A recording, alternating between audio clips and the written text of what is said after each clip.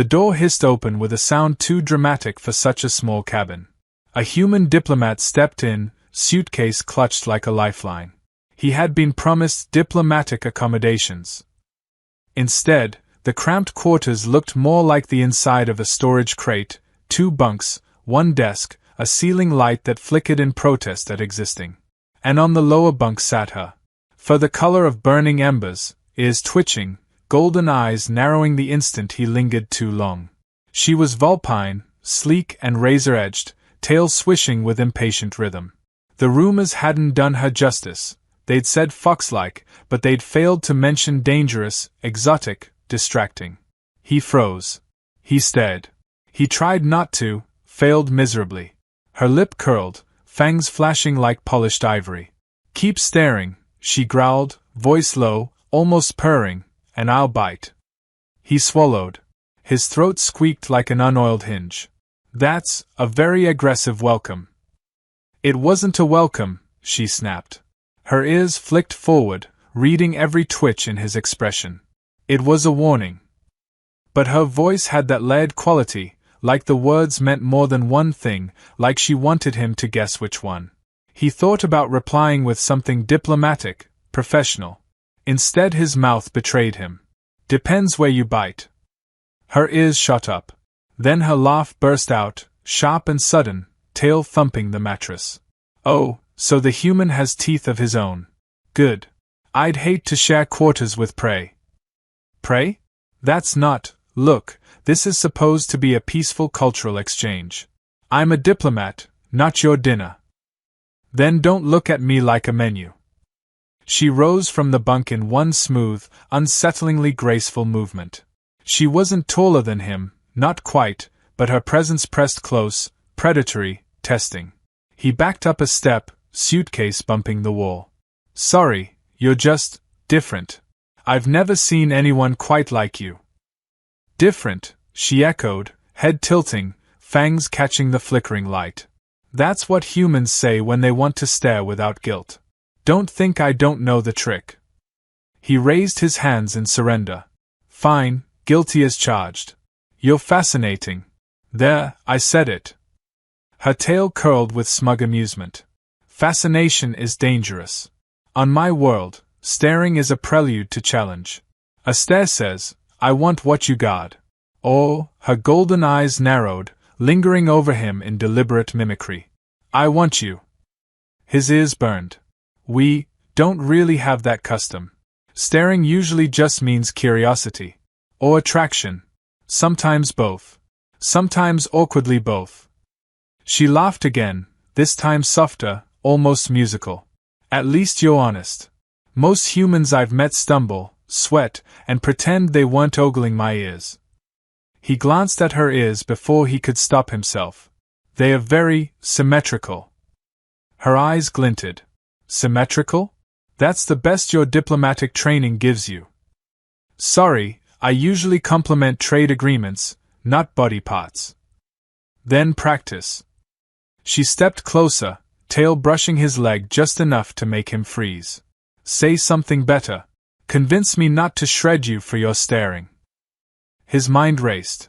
Words, words, he needed words. Then, "Your eyes are like molten gold poured into a trap designed for idiots like me." Her laughter came out startled, genuine, and her sharp teeth flashed again. Finally, a line worthy of risking blood. "Risking? That doesn't sound encouraging." "Oh, it isn't. I wasn't exaggerating when I said I'd bite." She tapped one claw against her fangs, casual as pointing out a pen. "In my culture, a warning like that isn't idle. It's a promise. You test me, you taste me. One way or another." He coughed, heat climbing up his neck. "That could mean a lot of things." "Exactly." She leaned back onto her bunk, satisfied. "Keep guessing. It entertains me." He set his suitcase down with exaggerated care, trying not to imagine how many ways bite could complicate his assignment. He sat on the upper bunk, metal creaking beneath him. Silence stretched, filled only by the hum of the ship. His curiosity scratched at him like an itch. "So, do you actually bite people often?" Define often. He blinked. That's not reassuring. Relax, diplomat. I don't chew random strangers. Unless they deserve it. Or unless they ask. Her grin widened at his choking sputter. Oh, humans are too easy. You do that on purpose. Of course I do. Why should I waste this ridiculous situation? Stuck with a gawking human for weeks. At least your expressions are entertaining. He leaned forward on his elbows, daring to meet her stare without flinching this time. You find me entertaining. That's practically a compliment. Don't get cocky. I haven't decided if you're worth keeping alive yet. He smirked, surprising himself. Then I'll make you laugh until you decide I am. Her tail swished, thoughtful, amused. Bold words for prey. I'm not prey. Prove it. And there it was again, challenge led inside suggestion, fangs hidden in flirtation. He felt it coil between them like static, dangerous but exhilarating. She reclined back on her bunk, stretching out like a predator at ease. Go ahead, diplomat. Stare. Let's see if you can do it without trembling this time. He did. And to his surprise, he didn't look away. For the first time, her ears tilted not in irritation, but curiosity. Him, she murmured, half to herself. Maybe this human isn't completely hopeless after all. The light above flickered, buzzing, as though the ship itself was holding back a laugh. He chuckled under his breath. Guess I'll take that as progress. Don't push your luck. But her tail gave a slow, lazy flick that betrayed her amusement. For now, the fragile truce held. She would threaten, he would tease, and between them stretched the dangerous, ridiculous promise of a voyage filled with staring, and maybe, eventually, biting. The cabin had settled into an uneasy rhythm after the first few hours. He tried working at the desk, typing up notes for the upcoming diplomatic summit. She lounged on her bunk, tail flicking, watching him with the same interest one might give a mouse that refused to stop squeaking. Every so often, she'd interrupt his focus just to see him squirm. What exactly are you doing, human? He didn't look up. Writing a briefing. That's not writing. Her nose wrinkled. You're just tapping at squares. They're keys. Keys open locks. Those little things don't open anything. They open communication. She tilted her head, ears twitching. So you're staring at a glowing box, tapping tiny fake keys, to open communication with people you could just walk to. That's actually a decent summary of email. Her laughter came sharp, delighted. Humans waste so much effort. No wonder your species is always tired. Diplomacy is about patience. No, it's about pretending not to want to bite the other party while secretly planning how hard you'll sink your teeth. He smirked. Funny, I think you'd make an excellent ambassador then. Her eyes gleamed. Careful. Compliments sound like flirting in my language. Then maybe I meant it as flirting. Her ears perked. She studied him a long moment, tail curling like smoke. Bold. You either have courage, or you're an idiot. Possibly both. She chuckled, stretching out on her bunk, long limbs flexing with feline languor. Good. I like both. Idiots make me laugh. Brave ones taste better. His pulse jumped at the phrasing. You always phrase things so predatory. It's not my fault your language turns every truth into innuendo. You say bite, you hear bedroom. I say bite, I mean flesh and blood. Sure you do, he teased, leaning back. But you enjoy watching me squirm every time you say it. Her tail flicked, conceding. Maybe. Watching a human's ears turn red is my new hobby. Better than watching me type.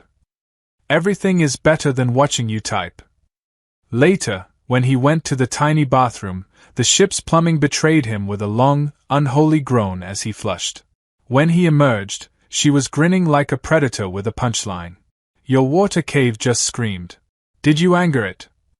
He rubbed his forehead. That's just the pipes. Pipes? That sounded like mating noises. Loud, Messy mating noises. He froze, horrified.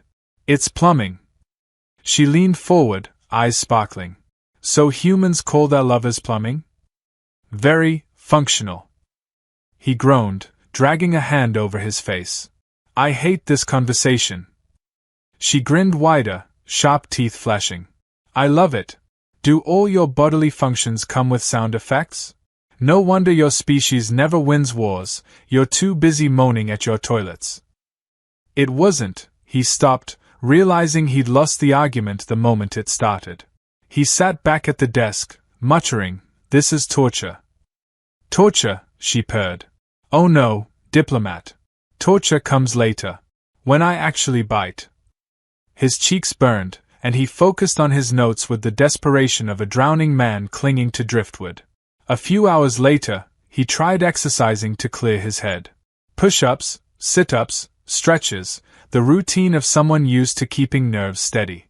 He didn't realize she was watching until her laugh rang out. Is this what you call a mating dance? He froze mid-push-up. It's exercise. Exercise? You grunt, you sweat, you thrust your hips at the floor. If that's not a mating dance, I don't know what is. He collapsed onto the floor, laughing despite himself. You're impossible. And you're embarrassing. If you're going to mate with the floor, at least buy it dinner first. He groaned, rolling onto his back. Do all Vulpines find humor in misunderstanding human customs? No. Just me. Most would already have gutted you for the staring alone. Charming. She padded closer, crouching beside him with predatory curiosity. Your body moves strangely. Muscles flex, but not elegantly. You're clumsy. Thanks for the compliment. It wasn't one. Her eyes glittered. But it was honest. He smirked. I'll take honesty over flattery any day. She studied him, head tilted. Then, unexpectedly, you keep making me laugh. You know how rare that is. He blinked. Rare good, or rare bad? Both. She stood, tail swishing. Dangerous things are always rare. Rare things are always dangerous. He sat up, wiping sweat from his forehead. Guess I'll just have to risk being dangerous then. Her ears twitched at that, and for the first time, her smirk faltered into something more thoughtful. Later that night, the air recycler sputtered, coughing stale oxygen into the cabin. She wrinkled her nose. Your machines are failing. He pried open the panel, frowning at wires. It's clogged. Give me a second. She watched with narrowed eyes as he pulled out a sock he'd stuffed inside earlier to muffle the noise. She stared. You broke your own air so you could sleep. He shrugged, sheepish. It was buzzing. I couldn't concentrate. She burst into laughter so hard she doubled over, clutching her stomach. Only a human would suffocate himself for comfort. You're all lunatics. Practical lunatics, he corrected. He patched the wires with tape, made the fan spin again. See? Fixed. Her laughter slowed, but her eyes lingered on him, thoughtful. You're ridiculous. And yet, you make things work. Primitive solutions, sure, but effective. Her tail brushed his arm as she passed him to her bunk. Effective. And funny. You might survive this voyage after all. He smiled faintly. That's the nicest thing you've said to me all day. She looked over her shoulder, fangs glinting. Don't get comfortable. I'm still planning to bite. This time, though, he didn't flinch. He leaned back against the wall, grin tugging at his lips. Then I'll keep staring. For once, she didn't snap. Instead, her ears tilted forward, curious, as though she wasn't sure whether to laugh, growl, or do both at once. The cabin hummed with recycled air and unspoken tension. Somewhere between the misunderstandings, the insults, and the jokes, something had shifted. And neither of them was pretending otherwise anymore. The ship shuddered hard enough to throw him out of his chair. His notes scattered like startled birds, clattering across the floor. The emergency lights flickered red, then stabilized. He groaned, picking himself up. What the hell was that? Her tail lashed as she braced against the bunk. Asteroid turbulence. We clipped a field. Engines will hold. He rubbed his arm where he'd slammed into the wall. You say that like it happens every Tuesday. It does. Space is hungry. You survive by biting back. Her golden eyes glinted in the red light. Looks like you bruise easily, human. Maybe you aren't built for the void. Or maybe I'm built for surviving idiots who think turbulence is foreplay. Her ears perked. Foreplay. He winced. Not what I meant. She tilted her head, eyes narrowing with mock innocence. Explain. Slowly. He hesitated, then sighed. Foreplay means, activity before mating. A slow grin crept across her muzzle, fangs gleaming. So you think asteroids knocking you on your ass is mating preparation? He dragged a hand down his face. Forget I said anything. Her laughter rolled out, sharp and rich. Oh, this voyage is worth it just to watch you choke on your own words. The lights steadied, humming back to white. He crouched to gather his scattered notes, grumbling. She watched, tail curling in amusement. You humans are so fragile, she said. One bump and you scatter like paper. My kind would be sharpening our claws for the next strike. Yeah, well, we solve problems with brains, not fangs. Brains? You hit your head on the floor a moment ago. He smirked up at her. Still smarter than letting an asteroid flirt with me. Her eyes widened, ears flicking forward. You accuse rocks of flirting now. Only the ones that hit hard. Her laugh cracked through the cabin again. You're insane. And bold. Better than boring. He stacked his notes back onto the desk, shaking his head. I'm never going to live this down. Not while I'm alive, she agreed, smug. Hours later, when the ship steadied again, he stretched out on his bunk. She was already stretched on hers, sprawled like a predator too comfortable to care.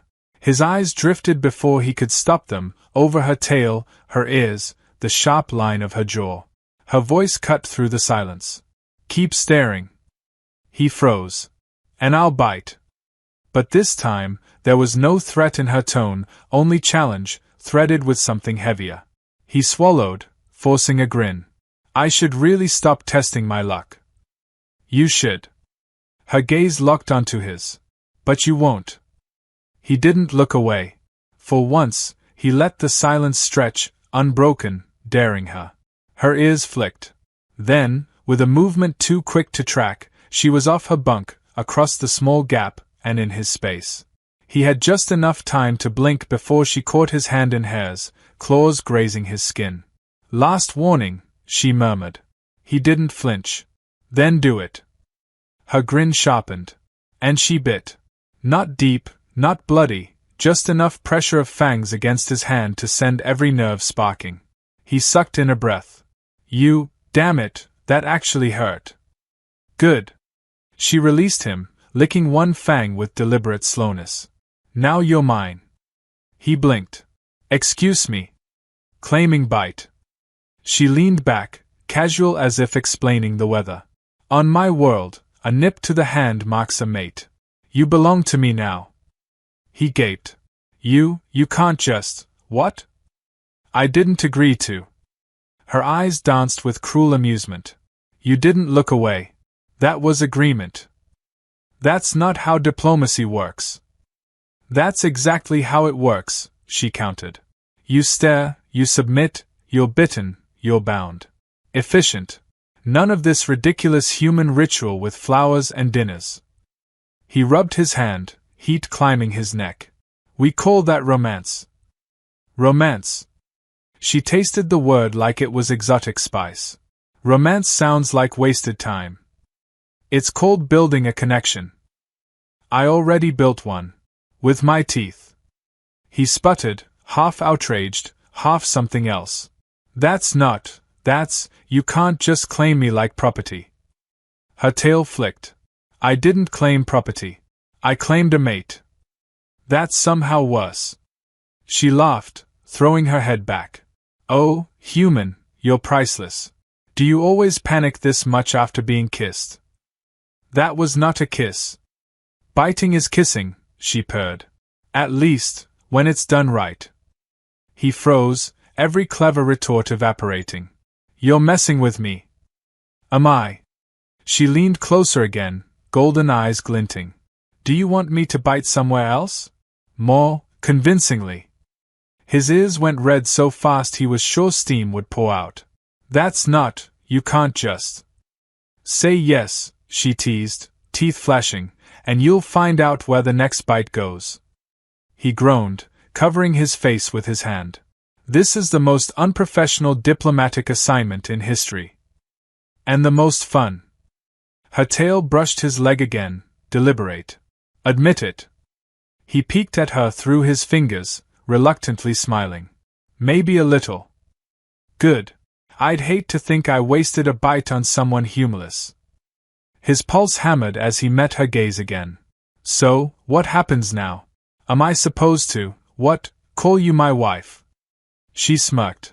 You call me whatever you want. Just remember, you're mine now. No refunds. He huffed a laugh, shaking his head. This is insane. Insane is staring at a predator until she decides you're worth keeping. She leaned back, lounging again, satisfied. You passed the test. He touched the faint mark on his hand, pulse still unsteady. What if I don't want to be claimed? She bared her teeth in a grin that was all challenge. Then bite back. The words hung between them, daring, taunting, suggestive in every possible way.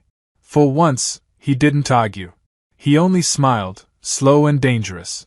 And she blinked, just once, ears tilting forward in something that looked suspiciously like surprise. He woke to find her tail draped across his chest like a territorial banner. The faint sting on his hand reminded him of last night's insanity. Claimed. He still couldn't wrap his head around it. In human culture, relationships had steps. Coffee, awkward laughter, maybe a kiss that wasn't backed by razor-sharp fangs. Here, he was apparently fast-tracked straight into mate or die. She stirred, golden eyes cracking open, already smirking as if she'd caught his thoughts midstream. Good morning, mine. He groaned. Do you have to say it like that? Yes. Often. She stretched like a predator basking, every motion exaggerated. It tastes good on my tongue. Mine. You can't just rename me like a pet. Her ears flicked. Not pet. Partner. Pets obey. Mates bite back. He rubbed his face. You're not going to let that go, are you? No. Not until you prove you understand. She leaned close, voice dropping, playful and dangerous all at once. So? Will you bite back, human? Heat crawled up his neck again. That's not exactly standard in my culture. Your culture is boring. She brushed her nose against his cheek, a teasing near kiss. Try mine. He shifted, heartbeat loud. He wanted to argue, wanted to retreat into protocol and rules, but there was something irresistible about how sure she was, how her teasing carried real weight. So, with every ounce of nerve he had left, he caught her wrist and nipped, not hard, just enough to mimic her gesture. She froze. Then her grin bloomed wide, fangs flashing. Good. Now we're even. Even. You claimed me back. That's not how I'd describe it. Then describe it better. She pulled her wrist free only to push his shoulder, pinning him to the bunk. You humans write entire books about love. Poems. Plays. Give me your version. He stammered. It's about choosing each other. About trust, respect, laughing at the stupid stuff. Maybe a little biting, if you're into that sort of thing.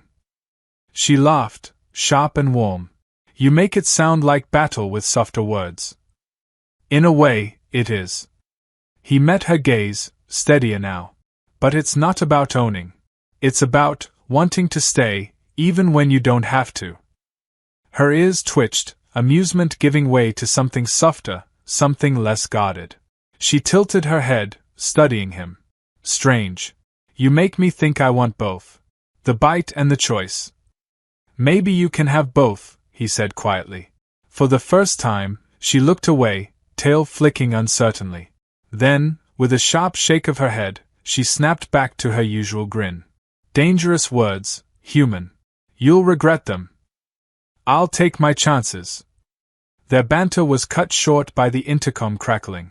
A bored voice announced, "Diplomatic delegation arriving in 24 hours. Prepare your reports." He exhaled. "Right. Reports. Remember those? Our actual job." She smirked. "Oh, I'll remember. Every time you try to sound serious, I'll remember you whimpering when I bit your hand." "I did not whimper. You squeaked." That was a tactical gasp. She burst out laughing, tail thumping against the bunk. Tactical gasp. Gods, you humans will rename anything to protect your pride. It worked for foreplay, didn't it? Her laughter cut off, replaced by a wicked grin. So you admit you enjoyed it? He froze. That was a trap. And you walked right in. She tapped his chest with one claw. Another point for me. Unbelievable. He shook his head, chuckling despite himself. You're impossible. Impossible, she echoed, but softer now, almost affectionate. Yet you're still here. Still staring. Still mine. He sighed, smiling. Yeah, I guess I am. The hours that followed blurred. They worked, side by side, on the reports, though her definition of working often involved distracting him with tail flicks, sly comments, and pointed reminders of his new status. He tried to focus, tried to stay professional, but the mark on his hand burned every time she brushed against him, and professionalism had no chance against teeth and laughter. By the time the delegation's ship docked, he was a wreck, papers crumpled, tie crooked, pulse erratic. She, of course, looked flawless, all sleek fur and predatory calm. As the door hissed open and dignitaries filed in, he whispered, "Don't say anything." Her ears twitched, lips curving. "Anything. I mean it. Not one word about this." Her tail brushed his leg as she stepped forward to greet the delegation. "As you command, mine." His face nearly combusted. But to the aliens entering, her words were just routine courtesy. No one noticed but him. The talks began, hours of formal greetings, policy exchanges, translation back and forth. He forced himself into diplomat mode, but every time he risked a glance at her, she gave him that grin. That secret grin that said she knew exactly how much power she held. At one point, while a rival envoy droned about trade tariffs, she leaned close, whispering just for him. "Careful, human. If you stare too long in public, I'll have to bite you again. And harder." He choked on his water. The envoy paused, frowning. He waved it off with a cough, glaring at her. She only licked one fang, smug. When the meeting finally ended, he staggered back to their quarters, collapsing onto the bunk. "You're going to get me killed." She followed, stretching like a queen returning to her throne. "No. I'll keep you alive. That's what mates do." He peeked at her, exasperated and fond all at once. "You really believe that, don't you?" "I don't believe. I know." Her voice softened, losing its usual bite. "You're mine, human. And I'll make sure the void never swallows you." He swallowed, words caught in his throat. Finally, he whispered, "Then I guess I'll make sure you never regret biting me." Her tail curled around his waist, pulling him closer. Good answer. For once, there was no more banter, no more games. Just quiet, two mismatched souls, predator and diplomat, predator and prey, who'd somehow found a language between them where staring meant daring, and biting meant love. And when she nipped his shoulder, softer this time, no words followed, just the unspoken truth that he'd stopped running, and she'd stopped pretending she wanted him to.